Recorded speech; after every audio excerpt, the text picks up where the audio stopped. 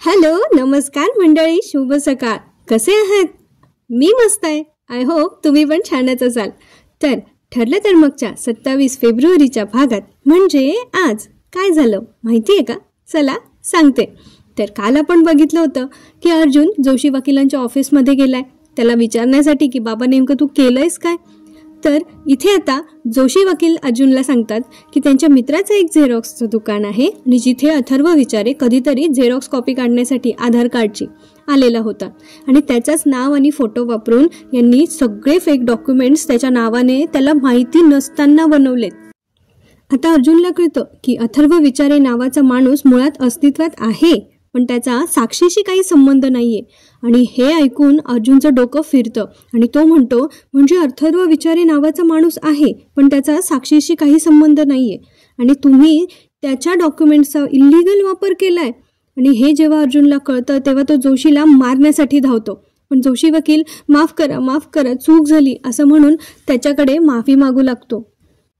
तेव्हा अर्जुन त्याला म्हणतो आत्ता मी तुला माफ करतोय पण तुझी ही फाईल माझ्याकडेच राहील आणि जर मैफतकडे तोंड उघडलंस तर तुझी ही फाईल बार काउन्सिलकडे कशी पोहोचेल याची काळजी मी घेईन असं त्याला सांगतो. आता जोशी वकील पुरता घाबरलाय. मग तो म्हणतो पण मैफतला कधी ना कधी तर कळेलच ना आणि तेव्हा तो माझा जीव घेईल. मग एवढी भीती वाटते तर अशी कामं करायचीच कशाला.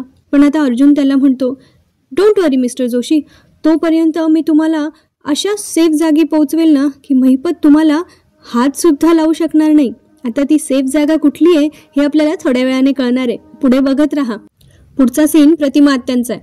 आता इथे प्रतिमा आत्या म्हणत असतात की मला नीट आठवतंय मी उपमा बनवला होता. त्यावर रविराज म्हणतात की जास्त काळजी करू नको, एवढं काही झालेलं नाहीये.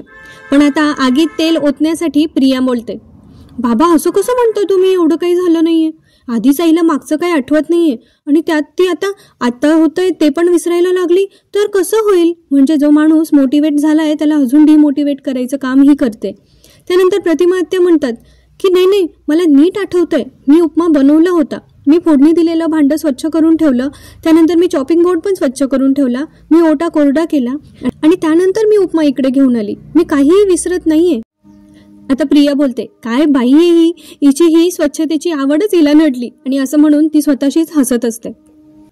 आता पुढे जोशी वकिलांना धमकावून अर्जुन, मधुभाऊ आणि चैतन्य बाहेर पडतात आणि तिथे चैतन्याला प्रश्न पडला की आता अर्जुन जोशी वकिलांना असंच कसं सोडून देणार आहे. तेव्हा चैतन्य अर्जुनला विचारतो जोशी वकिलांचे गुन्हे फार गंभीर आहेत रे, तू त्यांना असंच सोडून देणार आहेस. त्यावर अर्जुन म्हणतो तू मला ओळखत नाहीस का, मी आजपर्यंत कुठल्या क्रिमिनलला असंच सोडलंय का. तेव्हा चैतन्य म्हणतो पण मग तू आज जे बोललास ते. तेव्हा अर्जुन म्हणतो की काही चांगलं घडायचं असेल तर थोडं खोटं बोललेलं चालतं हो ना मधुभाऊ. तेव्हा मधुभाऊ म्हणतात हो म्हणजे जोशी वकिलांना शिक्षा होणार असेल तर थोडं खोटं बोललेलं चालेल. आणि आता अर्जुन इथे सांगतो की आपलं काम झाल्यानंतर मी जोशी वकिलांची फाईल बार काउन्सिलकडे नक्की सबमिट करणार आहे आणि मग त्यांना अरेस्ट होणार आहे. आणि मग चैतन्य म्हणतो अच्छा म्हणजे ती सेफ जागा जेल असणार आहे तर. आणि असं म्हणून ते तिघं हसायला लागतात. आता सुमन काकी प्रतिमा आत्याला धीर देत म्हणतात जाऊ द्या ना वहिनी, तुम्ही एक काम करा, तुम्ही जेवणात एखादा छानसा पदार्थ बनवा. त्यावर रविराज म्हणतात की आज नको, प्रतिमासाठी मी एका कॉस्मेटिक सर्जनची अपॉइंटमेंट घेतली आहे, तिच्या चेहऱ्यावरचे जे व्रण आहेत ना त्याच्यासाठी. तेव्हा नागराज अचानक मध्ये बोलतो. ते म्हणतात अरे वा हे बरं झालं, म्हणजे निदान प्रतिमा वहिनी दिसेल तरी आधीसारखी. हे बोलणं सगळ्यांना जरा खटकतं पण नागराज नंतर सावरून घेतात. ते म्हणतात म्हणजे मनाचं सौंदर्य महत्त्वाचं असतंच ते मान्य आहे मला, पण मग चेहऱ्यावरचे व्रण जात असतील ही कॉस्मेटिक सर्जरी करून तर काय हरकत आहे नाही का, योग्य निर्णय घेतलाय असं म्हणून ते स्वतःची बाजू सावरून घेतात. आता रविराज त्या गोष्टीकडे दुर्लक्ष करतात आणि प्रतिमा आत्याला सांगतात की प्रतिमा तू फ्रेश होऊन घे, आपण लगेच निघूया. आणि प्रतिमा आत्याही त्यावर होकार देतात आणि ते दोघंही तिथून निघून जातात. नंतर सुमन काकी पण त्यांना स्वयंपाक करायचा असतो म्हणून तिथून जातात. आता प्रिया तिकडून निघत असताना नागराज तिला अडवून विचारतो मिस तन्वी किल्लेदार आज हे काही झालं म्हणजे तो उपमा जो गायब झाला तो. तर प्रिया म्हणते मीच तो गायब केला होता. त्यावर नागराज विचारतात का. तर प्रिया त्यांना उत्तर देते की सायली आणि प्रतिमा आता सतत भेटत राहणार, त्यात त्या प्रतिमाचं तोंड जरा जास्तच चालायला लागले, हे आपल्यासाठी धोक्याचं नाही आहे का. त्यात त्या प्रतिमाने फक्त माझं लग्नच नाही मोडलं तर माझ्यावर हात पण उचलला होता, त्याची शिक्षा तिला मिळायला नको. तर नागराज म्हणतात मिळायला हवी म्हणजे इकडे दादा त्या प्रतिमा वहिनीचा चेहरा दुरुस्त करणार आणि तू त्यांचा मेंदू बिघडवणार, म्हणजे लोकांना तरी तसं वाटायला लावणार.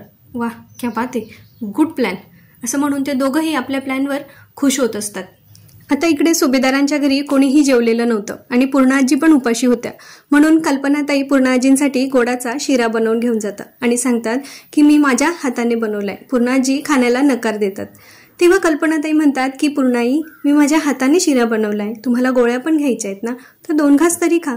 त्यावर पूर्णाजी विचारतात की माझ्यासाठी गोडाचा शिरा बनवलास. त्यावर कल्पनाताई म्हणतात की या क्षणाला तुम्ही काहीतरी खाणं जास्त महत्वाचं आहे, तुम्हाला गोळ्या पण घ्यायच्या आहेत आणि उद्या तुमचा उपवास आहे, त्यामुळे तुम्ही उद्याही गोळ्या घेणार नाहीत. म्हणून माझा ऐका, 2 घास तरी खा आणि काळजी करू नका, यात साखर नाही खजूर घातलंय.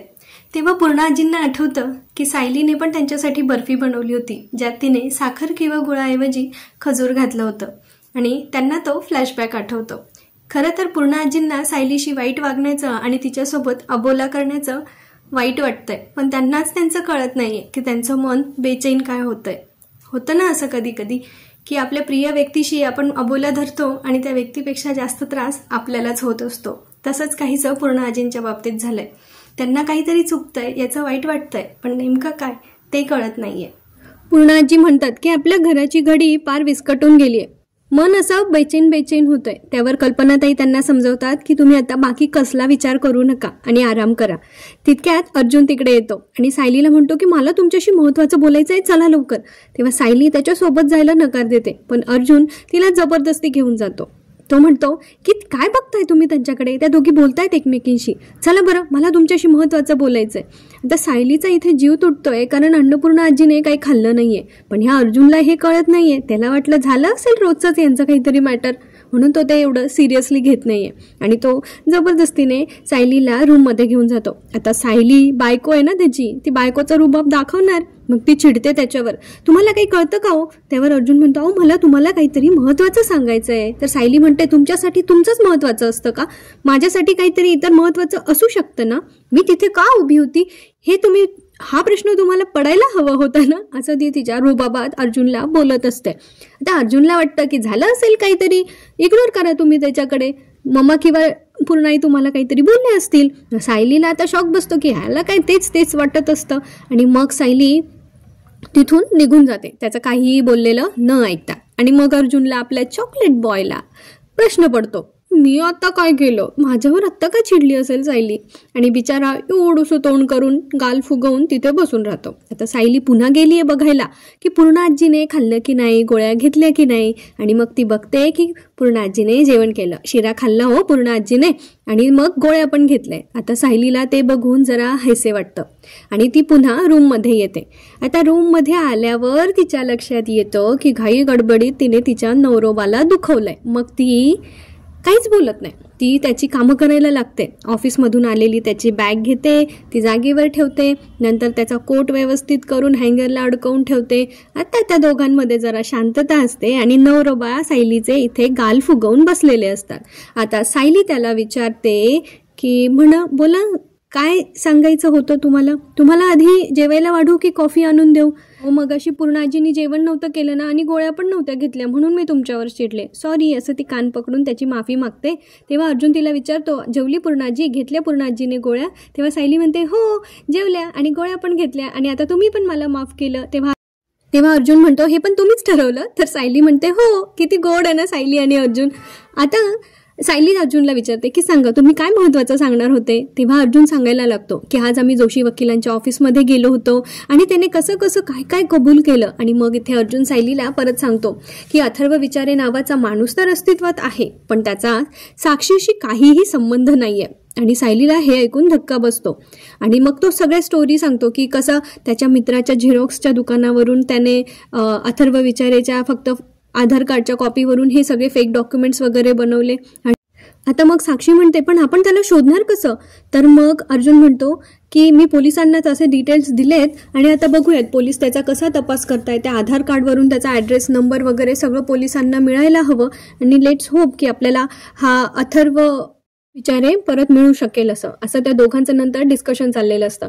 मग अर्जुनला आठवतं की घरातले का चिडले होते बरं. मग तो विचारतो सायलीला की काय झालं होतं, पूर्णाजी का जेवल्या नव्हत्या. तेव्हा सायली बिचारी छोटूसं तोंड करून सांगते की मी आणि विमलताईने आज असं असं जेवणाचं हे केलं होतं आणि त्यामुळे घरातल्या सगळ्यांना माझ्या हाताची चव ओळखली गेली आणि पूर्ण आजीला कळलं की सगळा स्वयंपाक मी केला. मग अर्जुन म्हणतो मग तुम्ही का करायचा इतक्या सगळ्यांचा स्वयंपाक? तेव्हा सायली म्हणते अहो ते नवीन नवरीने घरात जेवण बनवायचं असतं ना सगळ्यांसाठी गोडाधोडाचं, म्हणून मी केलं होतं. पण कोणी जेवलं नाही, उलट सगळे जेवणाच्या ताटावरून उठून गेले. हे ऐकून अर्जुनला पण आता वाटतं की बिचारीने एवढ्या मेहनतीने स्वयंपाक केला आणि कोणीच जेवलं नाही. मग तो म्हणतो म्हणजे अन्न वाया गेलं का? अन्न उरलं का तुम्ही बनवलेलं सगळं? तेव्हा सायली म्हणते हो ना, उरलं ना. तर आता अर्जुनच्या डोक्यात ट्यूब पेटली आहे की आता त्या उरलेल्या अन्नाचं काय करायचं. बाकीच्या घरातले कितीही सांगितलं ते काही संपवणार नाहीये आणि अन्न वाया पण जाऊ द्यायचं नाही.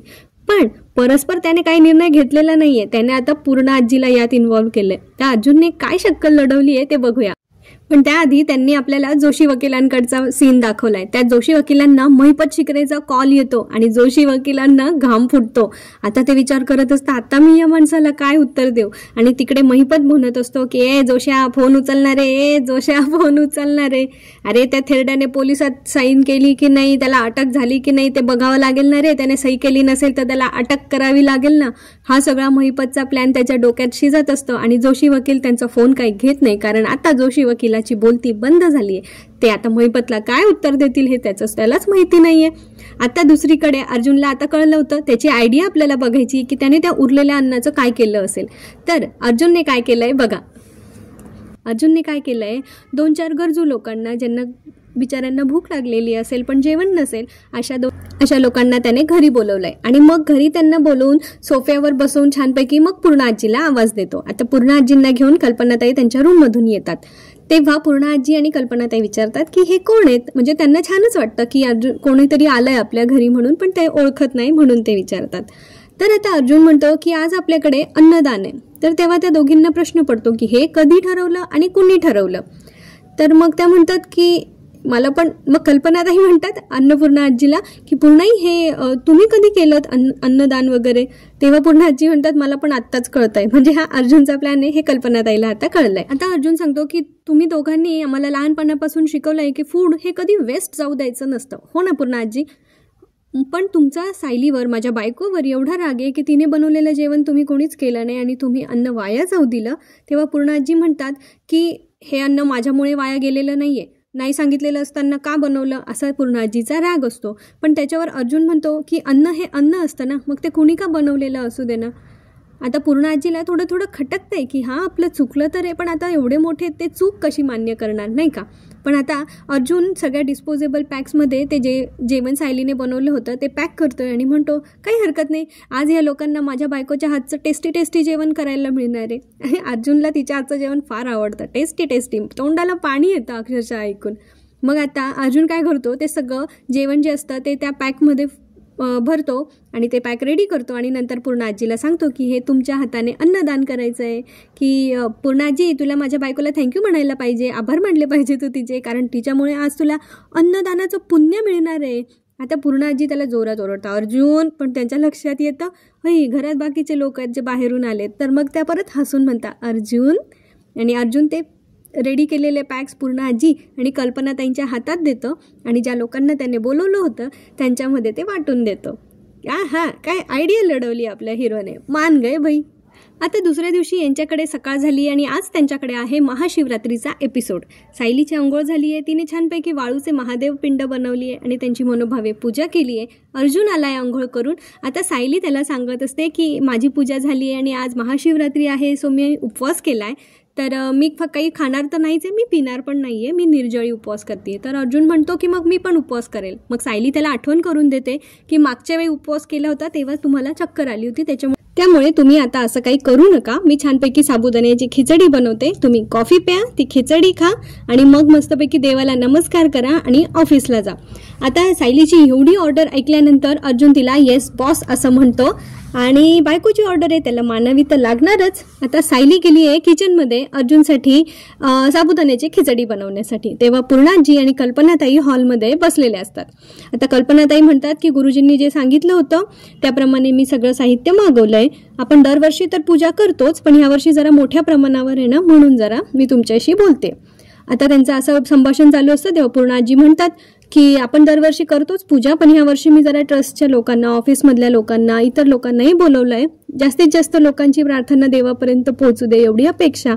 आता सायली इथे सगळं त्यांचं ऐकते आणि मग ती फोडणी घालत असते साबुदाण्याच्या खिचडीसाठी तुपातली. तर मग पूर्ण आजीला त्याचा छान सुगंध येतो आणि ते म्हणतात काय खमंग फोडणी झाली आहे ग विमल. आणि सायली खुश होते, कारण सायलीने ती फोडणी घातलेली असते, विमलताईंने नाही. पण मग पूर्ण आजीला जेव्हा कळतं, सायली म्हणते की तुम्हाला देऊ का थोडी, साबुदाण्याची खिचडी करते. त्यावेळेला पूर्ण आजी चिडतात सायलीचं नाव ऐकून आणि मग त्या म्हणतात की आमची खिचडी विमल करेल, तू नको करू, कोणा बाहेरच्या लोकांची गरज नाहीये. पण मग बिचारी सायली, तिला वाटतं जाऊ दे, पूर्ण आजीला फोडणीचा तर सुगंध छान वाटला ना, म्हणून ती मनातल्या मनात खुश असते आणि तिला माहिती आहे एक ना एक दिवस पूर्ण आजीला हे सगळं आवडणारच आहे. आता अर्जुनला पोलिसांनी फोन केलेला आहे आणि ते सांगतात की अथर्व विचारेबद्दलच्या ज्या आधार कार्डवरून जे डिटेल्स त्यांनी दिल्या होत्या, तर त्यापैकी त्या ॲड्रेसवर आता सध्या कोणी राहत नाही. त्यातला एक नंबर बंद आहे, दुसरा नंबर दुसऱ्याच कुठल्या तरी माणसाचा आहे आणि फोटो मात्र अथर्व विचारेचा असू शकतो असं अर्जुनला वाटतं. आणि आता ते दोघं विचार करत असतात की कदाचित हे सगळं आधार कार्डवरून फक्त नाव घेऊन हे काहीतरी फेक ID वगैरे बनवून त्यांनी ते सगळं प्रकरण उभं केलं आहे. पण आता त्या माणसाला शोधायचं कसं हा प्रश्न असतो. आणि सायली तिकडून खुश होऊन येते, अर्जुनला सांगत असते की मी फोडणी घालत होती ना तुपातली, तर ती पूर्ण आजींना आवडली, पण त्यांना वाटलं की विमलताईंनी केली आहे असं, आणि त्यांनी माझं कौतुक केलं. मग अर्जुन म्हणतो की एक ना एक दिवस तुम्ही आपल्या माणसांना जवळ आणणारच आहे हे मला माहिती आहे. आणि सायली पण छान हसून हो असं म्हणते.